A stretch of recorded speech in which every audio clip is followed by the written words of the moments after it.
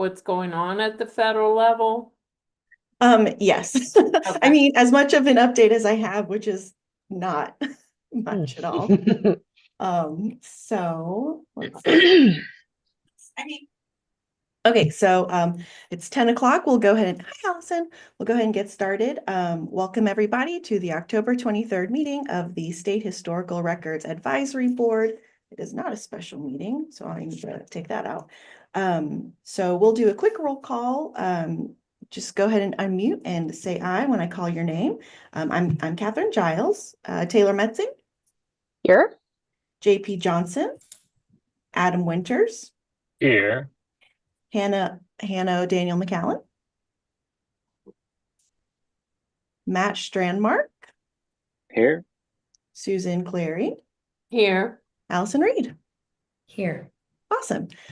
Great. So we did just a quick update as far as our membership goes. I invited Adam to renew his term with us. So Adam has extended his return. I also invited JP to renew his term, and he has agreed to renew his term. I have invited the previous members whose terms expired this year, but one has told me that they will not be renewing, which is fine. And then I haven't heard from the others. So we are good right now with our numbers, but I'll still probably work on adding a few new members, especially like when we get into looking at our strategic planning, like a KCA representative, a dedicated KCA representative. Okay, great. So the first item on the agenda is NHPRC grant updates. I really don't have anything except to say that when the first day of the shutdown, we did get an email from the director of the State Board Programming Grant, Jacob Lusk, who I think he was kind of letting us know that as far as he was aware, like the commission was still planning to meet in November. I don't know how that is looking now because I don't think they anticipated being shut down for very long. So as of right now, I don't know what's going on at the federal. We don't have really any updates about whether the commission is going to be meeting in November, when they will be reviewing the grant applications if they don't meet in November. But as soon as I get more information, I will update you all. I think right now we just need to operate with the assumption that we're not going to have that grant in place in January. Which if we do get approved for our grant, that would mean we'll probably be starting middle of the year anyway. So we would just kind of have to re-examine our timeline for that. The next thing I wanted to look at is our strategic plan, just to kind of go over what we've done, what we still need to do, and go ahead and talk about or go ahead and think ahead of maybe anything we need to start working on next year. Our strategic plan, I put the link in the chat, but let me go ahead and share it too. It is 2024 through 2026, so it's going to be time to revise it a little and just get it updated. So I wanted to go ahead and touch on the things that we've kind of already done or that we have worked on. Let's see. Okay, so create a statewide repository directory.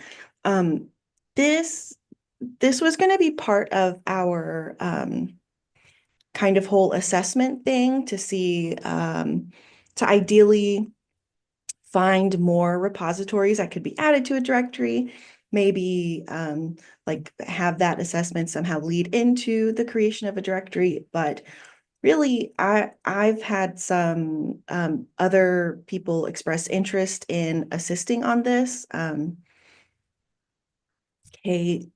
KYVL, I think, or KLA maybe.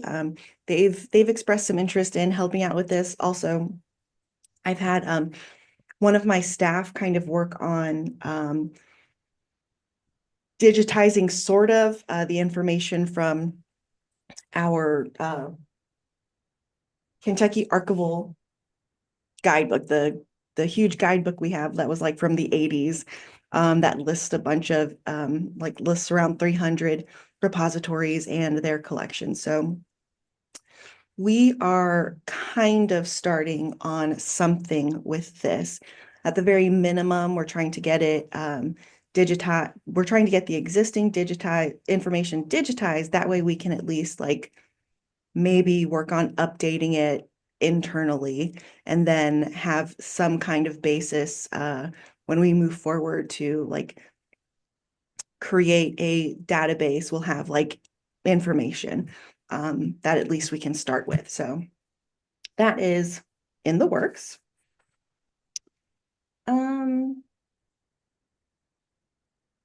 And then for goal 2, we have, I think we're still a little wobbly on participation in activities. Excuse me, sorry about that. But we have the Kentucky Archives Month committee has been trying to get speakers when we can. We did have a speaker in 2024, 2023. We do have the Archives Month Awards, which I'll talk about in just a second. We've set a speaker fee for $150 and a travel reimbursement for up to $150. Hold on just a second, sorry.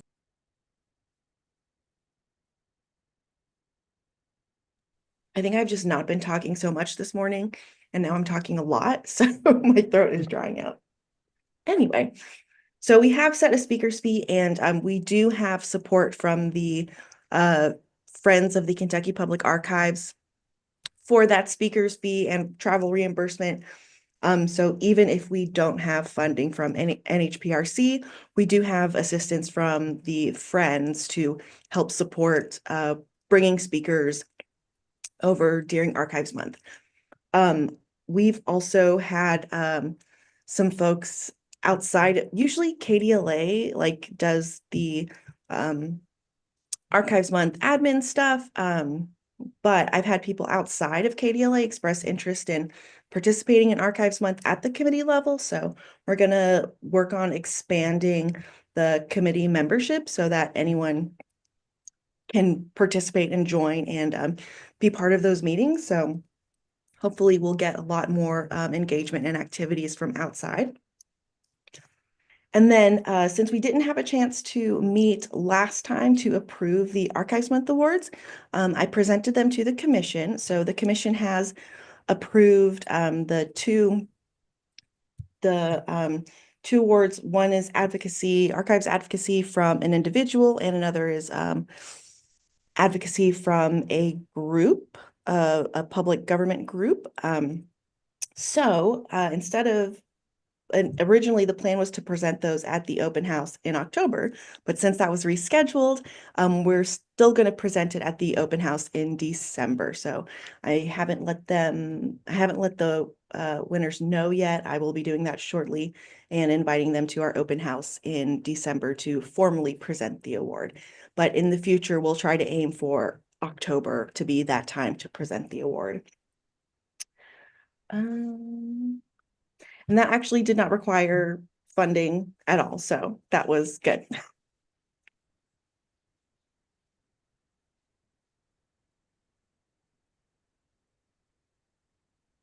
Okay, so I think those were like the main things. We've really just kind of been focusing on Archives Month things because that's our biggest visual consistency for SHRAB. But I think one thing that I can do sooner rather than later, and I'm gonna write it down so that I actually do it, is the next time KCA meets, which is like what I think next week. We might be talking about the fall meeting specifically, but the next time we have a board meeting, I'm going to talk about having KCA representation on SHRAB. That way we are, let's see, we have some bullet point about that. Yeah, that's one of our objections for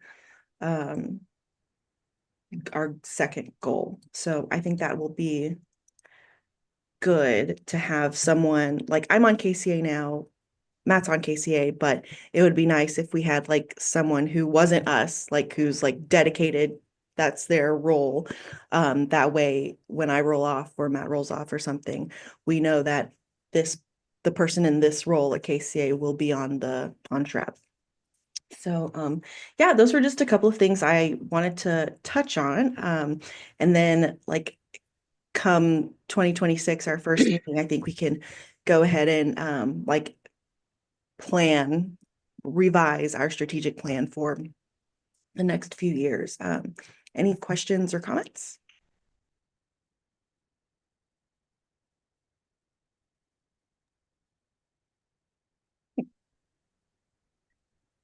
Okay.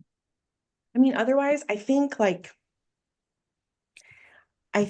our strategic plan has a lot of little things on it, but they're achievable. I just know that my focus this year hasn't been great on these. I haven't done a really good job of trying to like divide some of the work to the members. Sorry, folks. But in 2026, I definitely plan to do more of that because I think between all of us, we can knock a lot of these out. Okay, so the next item I had on the agenda was just 2026 meeting dates. I wanted to go ahead and get those on the calendar.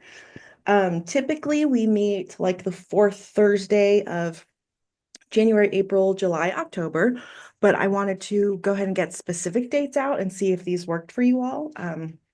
So I'm looking at January 29, April 23rd, July 23rd, and October 22. I can write that in chat.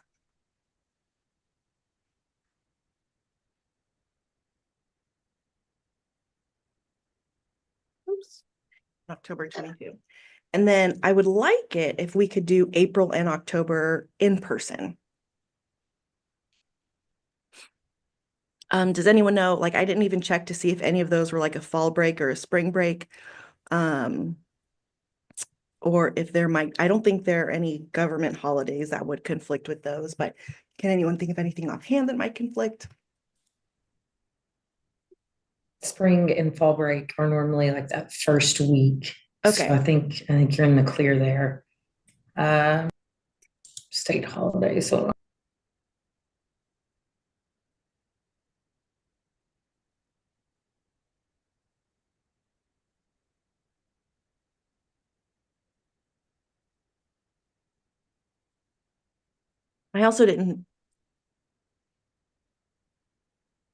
I didn't think it conflicted with any I don't see any. conferences that I'm aware of either.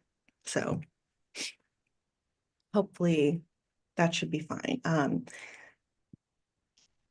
Can I get a motion to accept these dates for 2026? I approve. All right, is there a second?